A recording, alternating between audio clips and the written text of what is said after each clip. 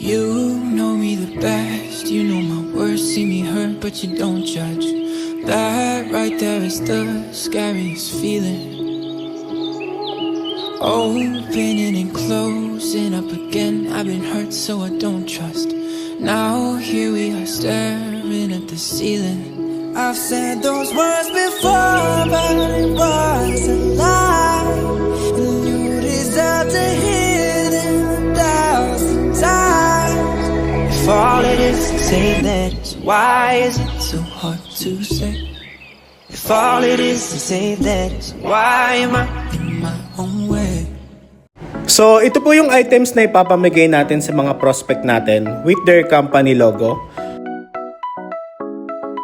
So, ito po yung laman ng portable backpack natin.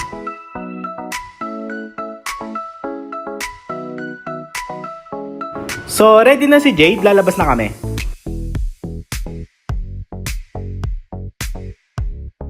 Ang first prospect namin ay si Simpatico Car Wash.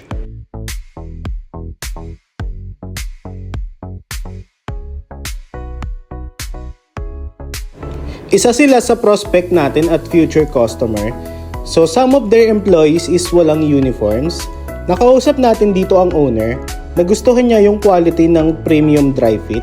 So upon further discussion, na-close deal natin bulk 120 pieces ng dry fit with front and back print worth 23,800.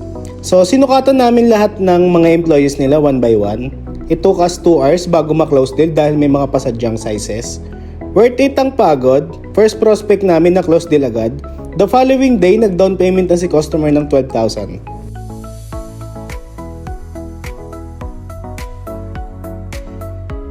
So, ito po yung breakdown ng mga sizes na nakuha natin sa kanila.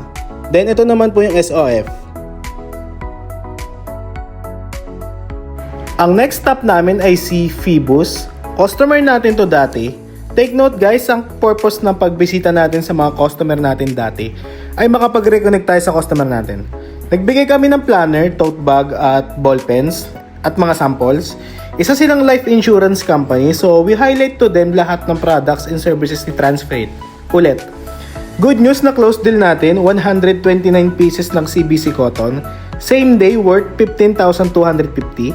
Ang mode of payment is bank transfer, full down payment.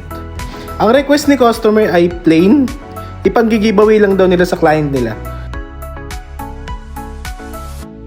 So, bumalik kami ng store and stop house para kumuha ng stocks.